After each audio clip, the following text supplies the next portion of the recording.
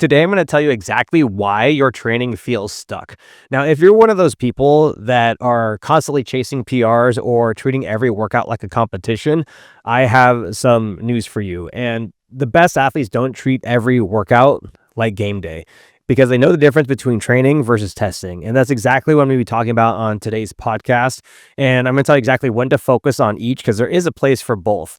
Now, we're going to break down how to find the right balance between training and testing so that way you can stop spinning your wheels and start seeing some real progress. If you don't know me, I'm Matt Banwart. I own Red Wolf CrossFit in Huntington Beach, California with my wife, Caitlin.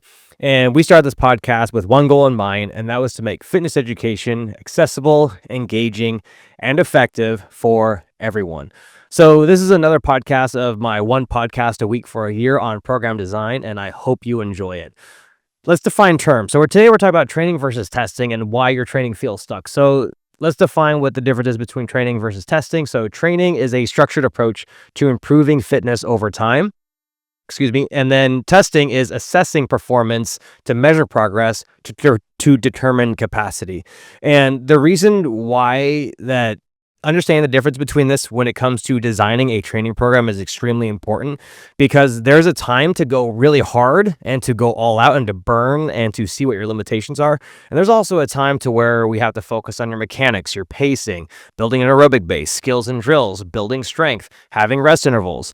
And all these different things play into effect when you're trying to build capacity over a long time period. Because if you just keep training as if you're competing every day, you're going to get burned out really quickly and you're going to stop seeing progress. And all too often, I see this with people.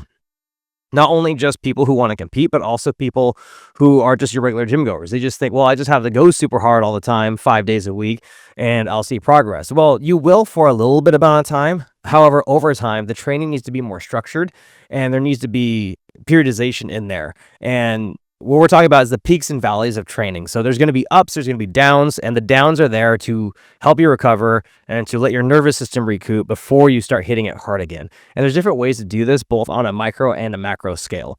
So let's get right into the purpose of training. So what we want to focus on here is progression. Now, training is exactly how it sounds, training. Now, if those of you who were athletes before, and like a good example for me is that I played baseball. So if I went out there and I took swings all the time, facing 90-mile-an-hour pitching, I might get better over time. But there's also times where I hit off the tee and I worked on going to the opposite field. There are times where I worked on hitting only curveballs or off-speed pitches. There were times where I would work on only hitting inside fastballs because that would jam me. There were times where I would only focus on pop-ups and short flies, communicating with the infielders. Like, we would always isolate whatever weakness was. And in college, we did this all the time. If we ever messed up in a game, collectively as a team, we would focus on that the very next practice. So a good example of this is when we had some communication problems between like the shortstop and the left fielder when there was a pop-up and they didn't communicate well. They almost collided and got hurt and the ball dropped and then the guy got to second base rather than it being caught. And it was a somewhat of routine play. It was just a communication error. So the next time that happened at practice, that's all we did for about an hour was pop-ups and short flies. Outfielders communicating with infielders to make sure who's going to take the ball and also having runners in place to simulate it. And we just drilled that over and over again. It was boring. But the boring work is where you make the most progress. And it's not sexy at all. Training is not sexy. Let's just say that. And you're going to have to do a lot of things that may not feel productive in the time, but they will be productive later on. It's just compounding interest over time. Now let's define testing. So testing is assessing. Oh, wait, we already defined testing. Sorry, I'm going back on my notes. So the importance of this is focused on consistency and recovery. So we're just making sure we have good adherence. And if you didn't listen to that podcast, go back and listen to it. I talked about the hierarchy of program design. Go back and listen to that one. I don't remember what episode it is. Just scroll back. It's only 1 or 2 episodes behind this one. We're going to talk about the role of variability as well. So why program diversity matters. And we're talking here specifically about periodization and progressive overload. So changing the program and making sure that there are set times for deloading and reloading. Now, I tend to see that most people respond very well to about a 4 to 5 week of training pretty progressively and pretty hard. And then like anywhere between weeks 4 and week 6 is where we do somewhat of a deload. Now, deload doesn't mean that we take a break from training. Deload just simply means we lower the intensity, the volume, or the frequency. It just depends on which one the athlete will respond best to, or whoever we're working with will yield the best results without losing really any progress. We're just changing gears to allow them to somewhat recover or let the nervous system recover, so that way they can hit it hard again the next week. And this is really an important thing that you take away from this podcast, is that progress is not always linear, especially in a fitness context. You're not always going to be going up. There are days where you're not going to lift 100% or even close to the percentages that you're supposed to be lifting. There'll be days where your legs feel heavy on the bike or the run. There's going to be days where you feel like you're 1,000 pounds peeling yourself off the ground doing burpees, and that's okay. That is just a sign. That's just your body telling you that, hey, it might be time to back off a little bit on something. And then the only way to figure that out is to talk to a coach. Now, training metrics is really important as well. We base everything off evidence and data. At least that's what I believe. I don't like making decisions based on just my gut feeling, even though I do use it sometimes. It's always kind of an 80-20 thing for me. So we want to monitor performance through consistent inputs. So this is where we're talking about intensity, volume, and load. So we're tracking. So if we look at volume is specifically how many reps and sets and load we are accumulating throughout an entire week of training. Intensity also, you can't do high intensity work every day. Like, for example, if you are if you compete in the 400-meter run, getting better at 400s, you're not going to sprint 400 meters every day. Your nervous system would adapt to that very quickly in a negative way, to the point where you'd like wince at the idea of doing another 400-meter sprint. So what do? You do 200s, you do 100s, you go longer, you do 800s, you do thousands to work on different things. So you notice that there is a progression to where we kind of start short and fast. We also go longer than what our capacity is, but at a slower pace, is to build that endurance. And then as we get closer to the testing area, that's when we start kind of combining the two and getting closer to that same time domain or those mixed modal components. Now, some examples of this in CrossFit for good training metrics is like EMOMs, skills and drills, and building an aerobic base. Now, when we're training these and we're still in training mode, EMOMs allow us to see how much volume someone can take and accumulate volume in a very short window of time. So let's say, for example, we're doing a 20-minute EMOM, 15 toes to bar, 15 burpees. It's very easy for us to measure when someone starts to have fall off. Also, even if they do finish the workout, it allows us to actually have a number on the minute of when they started to fatigue, also at what minute they started to fatigue. So that gives me a good feedback loop on where we need to train. Whether is that muscle endurance, is it power, is it their grip that's giving out, is it their hips, is it their abs, what is sore the next day? Asking all these questions is extremely important when you're working with a client, with an athlete. It doesn't matter. Remember that you know these things and you're collecting data, because the more refined and the more detailed it is, the more you can make decisions and more you can isolate those constraints and work on them. And then skills and drills as well. Like, for example, we know that just practicing muscle ups, if you're not strong enough to get a muscle up, is not going to work over time. There's a ton of drills that you can do, and they're all going to be different based on the individual. So there's going to be so many times where you'll be doing banded drills. You're going to be working on false grip pull-ups. You're going to be working on your kipping. You're going to be working on your reset. You're going to be working on the proper lockout on a dip. There's so many different variations to do this, and everyone's going to react differently to training. So the skills and drills especially is going to be crucial towards building that capacity over time with someone individually. And then, of course, we have aerobic base building. Now, building an aerobic base is, like I said in a previous podcast, is probably the most underrated energy system that CrossFitters overlook. And when you build a strong aerobic system, it gives you the endurance to handle more workload in training. It also allows you to recover faster between events if you are competing, and also allows you to recover faster between sets if you're lifting. So an aerobic base is like kind of the Swiss Army knife of energy systems that will be versatile and everything. And there is a right way and a wrong way to train for this. Just doing LSD work, or LSD meaning long, slow distance, isn't always the answer. We can mix things up with intervals. We can mix things up with fartlek. Fartlek being like, let's say we're doing a 60-minute run and every 5 minutes you do a 10-second sprint. That's what a fartlek is. There's many different examples of that. I'm not going to go into the details and bore you with all that. But there are there's progressions to everything, whether EMOMs, skills and drills, building an aerobic base, or just capacity in general. Now, before I move on to the purpose of testing, so we just covered the purpose of training, and the purpose of training really is just to build foundational strength, endurance, and mobility and skills. That's what it is. That's all we're doing. We're focusing on consistency and recovery.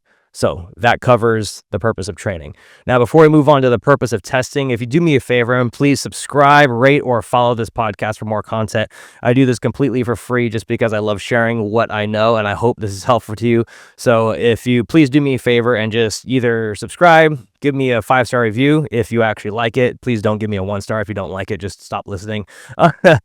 And then follow. I would love to keep making more of this, and it keeps me motivated when I see the numbers going up.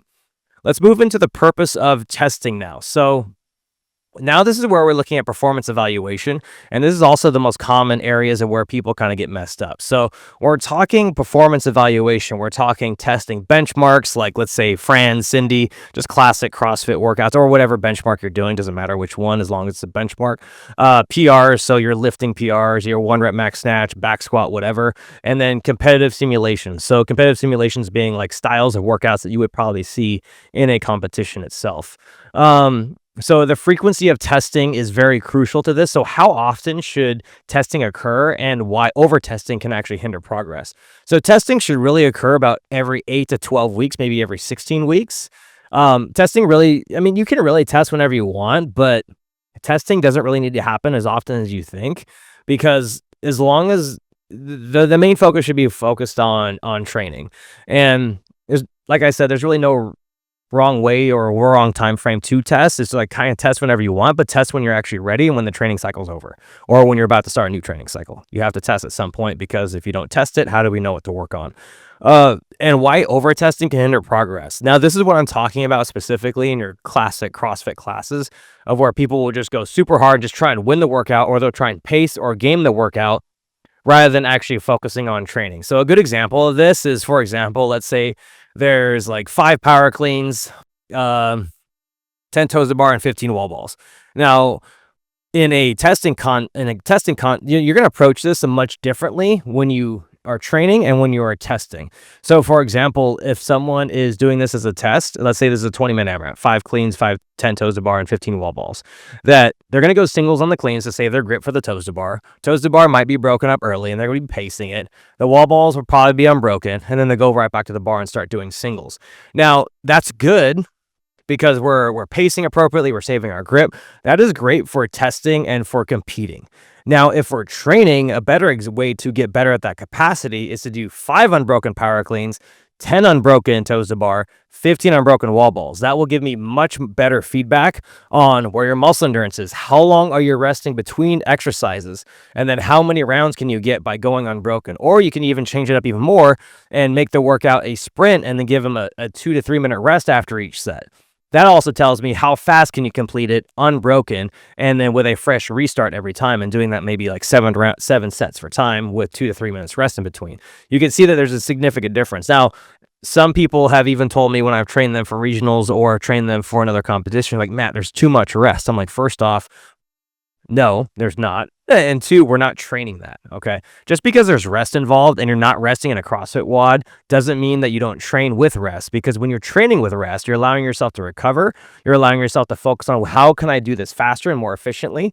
Because what you don't know is that when you sprint and you go as fast as you can per interval, knowing that you have a rest, guess what? You're going to find the most efficient way to do this with good range of motion. And if you train that way, guess what you're going to do when you go out and do a competition where you actually have to test or do that in a setting where it is points on the line?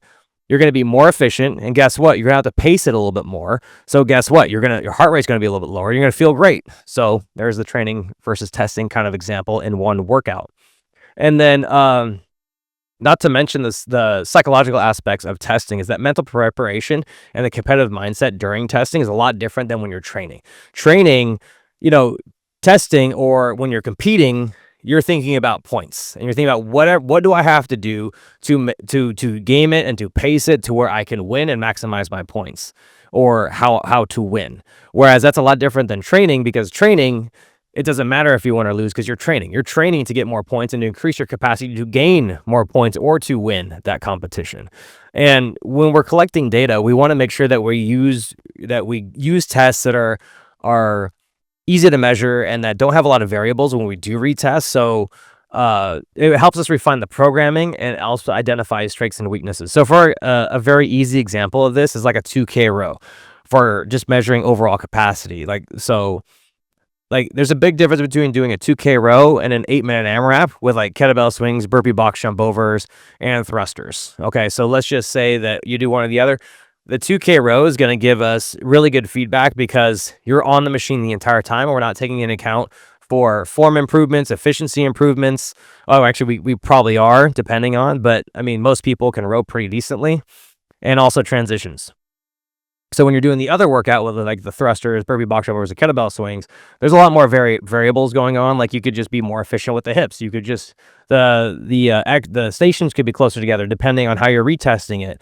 The transitions could be different. You know, the box, you might be using a different box or a different barbell than you used before. There's a lot more variables involved, and we want to make sure that we have an even playing field as much as possible. So that's just an example there on data collection on why when I do my testing personally, I like to keep the tests as simple as possible with as little variables as possible. So that way I can see if there's actual improvement or not. Not saying that the other test isn't bad, and I still do those tests. I'm just saying that sometimes the most basic tests will give us the most feedback. Now let's move into the key differences between training and tests. So we've addressed purpose of training, we've addressed the purpose of testing. And now how do we integrate these two synergistically? So the intensity versus intent is the first thing I'm going to talk about. So training is very process oriented while testing is very results oriented. I'll say that again. So training is process oriented, whereas testing is results oriented. And training prioritizes longevity and allows us to do this for a very long time, whereas testing demands peak output. Because, I mean, let's say you are training for like an Ironman. You know, if you did Ironmans, just the distances all the time, the chances of you improving are very low because we're not isolating anything. Whereas training allows us to prioritize certain areas that are weak points and addresses them and makes them strong points. And there's a big difference between adaptation and assessment. So when we're training here, when you're training, we're training for adaptation. Like I said, you're looking for improvements in specific areas of your fitness, whereas assessment, we're actually seeing where are you actually at to where we can now do a much better job of making you more adaptable to those new stimuluses. And training creates adaptations, basically like stronger deadlifts, faster deadlifts, whatever over time. And then testing reveals the outcomes of those adaptations, like a 1 rep max improvement. So you can see that there's two different things here, and there's a time to focus on one or the other. And then there's also risk of confusion when it comes to both of these as well. So testing too frequently can lead to burnout and plateaus. And we see this a lot with people when they're even just in our classes where they're so focused on gaming it so much to get the leaderboard score on the app, but they're hindering their progress, and they're not going to get better because they're not doing the workout as it was intended. A good example of this, sometimes we'll integrate rest into our workouts, and people will either lower the rest to get a better time, or they'll gain things to where they'll overpace it, an interval style training, just to where they can put up the best score on the leaderboard. And guess what, guys? I'm sorry to say it, but the leaderboard on just your everyday CrossFit gym is not a big deal. So focus more on longevity and getting further in your training. And then there will be a time and a place for you to throw down and show the entire world or the gym what you're capable of. And under testing, also, I want to address this, can also result in unclear progress or a lack of direction. So if you don't test at all and you're just simply training all the time, we have no idea of whether or not you're improving or not, or what to improve. So when we collect data from the testing, it allows us to see, again, where are my weak areas and where specifically in those weak areas do I need to focus on. So for example, let's say you're struggling with handstand push-ups. Now, it's one thing to be like, I struggle with handstand push-ups, but what specifically are we struggling with? Is it muscle endurance? Is it when you start, or is it starting the rep, or is it finishing the rep? How many reps do I accumulate before I start this fatigue starts to set in? What combinations of other exercises do I do with strict handstand push-ups that also make it harder for me to finish a workout? All these things can only be observed by a coach that knows what they're doing. And so that's why it's so important, if you want to progress the fastest, is to have a coach watching you and seeing every little detail, because all those little things matter, including just facial expressions, which I'll get into later.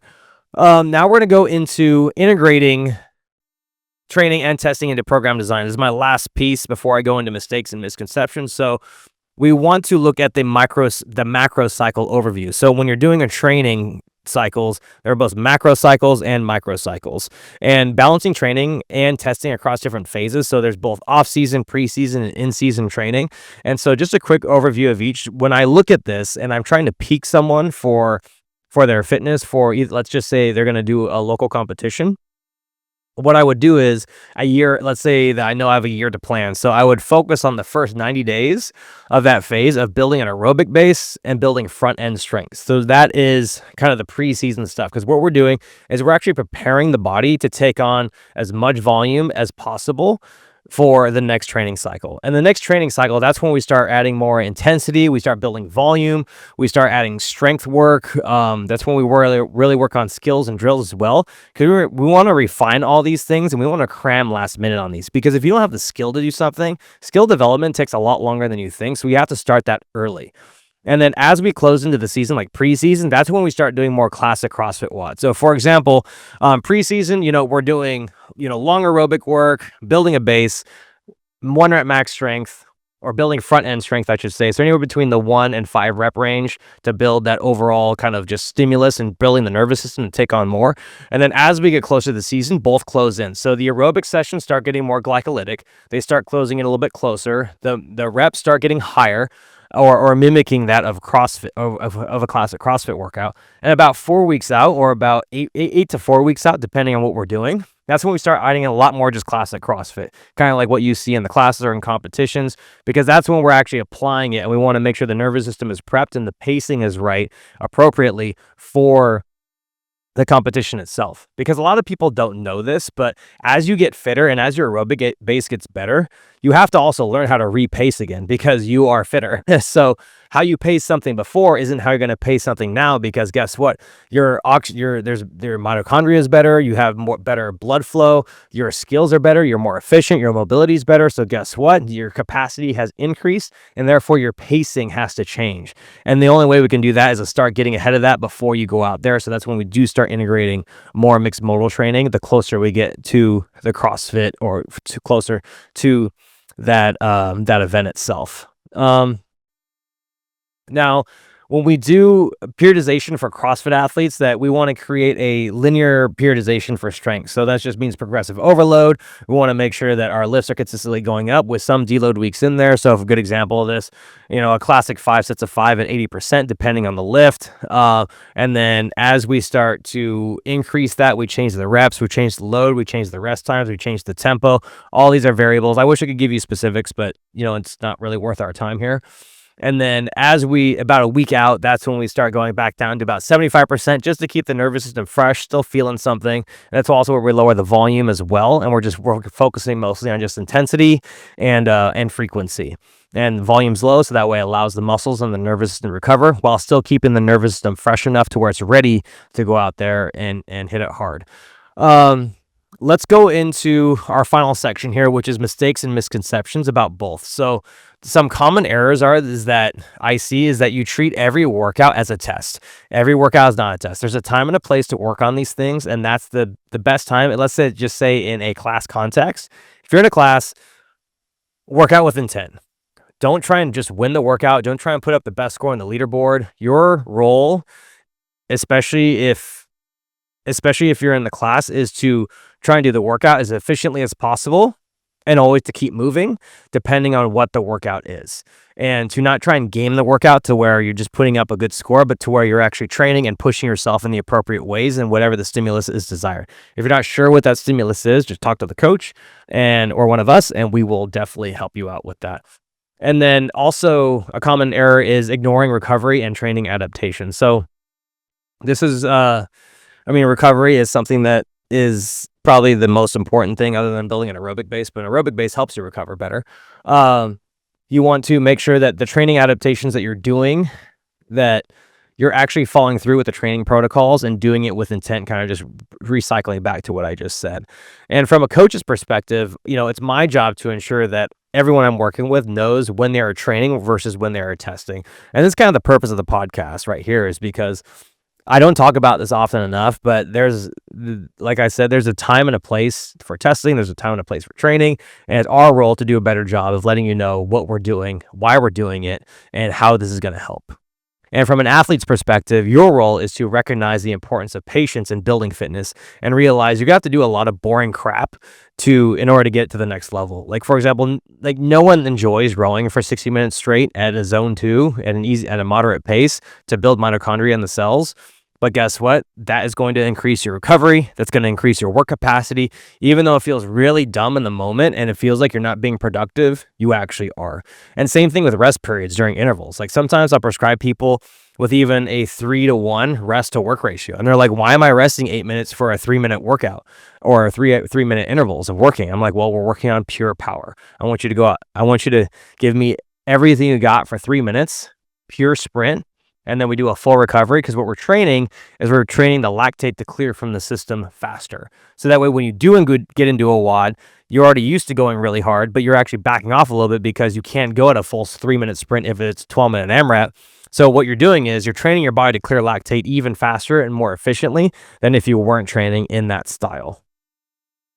Now, some key takeaways from this is that training is key for growth and testing is for assessment. Again, if you take anything away from this podcast, training is for growth, testing is for assessment, and both are vital, but serve both different purposes in program design. And I do encourage you, if you're listening to this, to audit your own training routines and think, am I gaming this workout today to just put up a really good score, or am I actually training? And so give that a shot. Let me know what you guys think, and I will catch you guys on the next one.